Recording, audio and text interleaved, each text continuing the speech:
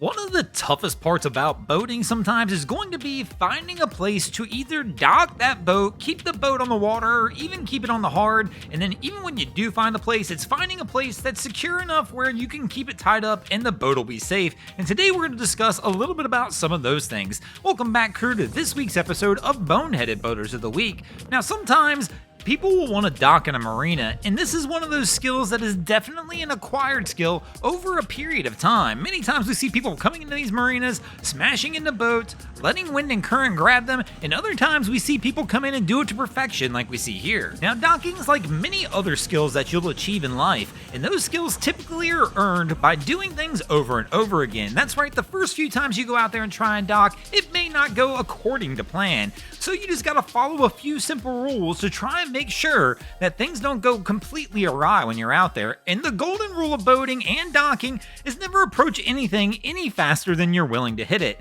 Especially in docking situations, in all likelihood, you're going to hit the dock or something around the dock at some point in time.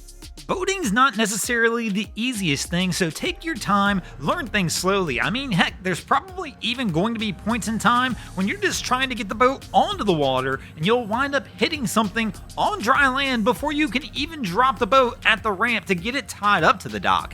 Now, another key mistake people will make when they're tying boats up to docks, especially if they're going to leave them there for an extended period of time, is not doing a double and triple check on everything and make sure before you leave that boat that everything looks good. The last thing you want to do is drop that boat in the water, tie her up on the dock, and leave her there for a time being, only to come back and find out you forgot the plug. Another thing you'll want to do if you're gonna leave her there tied up for a while is make sure you're using the properly rated mooring lines for your vessel. You never know when that one might save you as well. Now, the next thing you'll want to do if you're gonna leave your boat somewhere for a while is make sure the place you're gonna leave your boat is appropriate for you to leave your vessel there. One thing you don't want to do is decide you're gonna leave your boat out on the water or park somewhere and not have the proper equipment to leave your vessel in that location. For example, if you're gonna leave your boat on the water, you're probably gonna want to make sure you've got some kind of bilge pump with an auto float switch on it. In case the vessel for some reason starts to take on water, it can go ahead and self-bail itself. Another thing you'll want to do if you're going to leave your boat out on the water is make sure wherever you park it, you're parking it deep enough that the vessel will always stay afloat. The last thing you want to do is show back up to your boat and find out it's high and dry and you're stuck.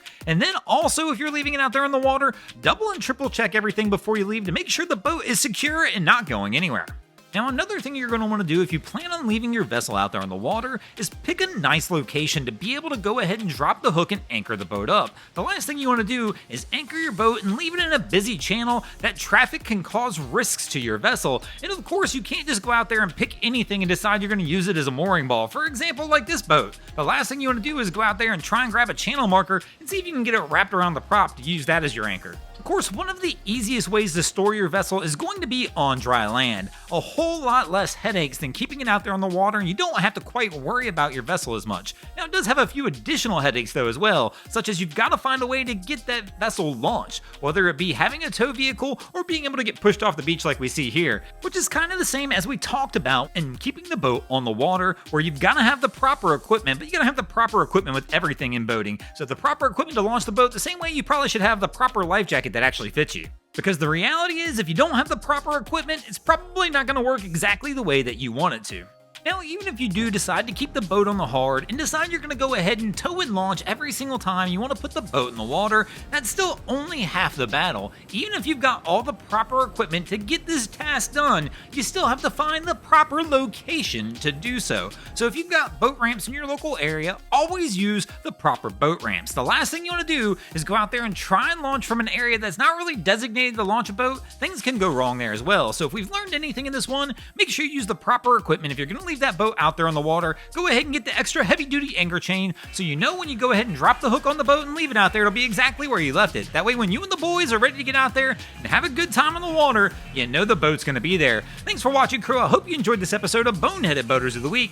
If you ever see anything crazy happening out on your waterways, be sure to hit us up on Facebook or Instagram and let us know, and you might see your stories over here. Just like B-Med, Chris Sullivan, Grady Guy, Jake Troyer, Reputation Composite Services, Adam Coolidge, and Miami Boat Ramps did this week. And if you guys haven't already, go ahead and drop an anchor on the subscribe button here.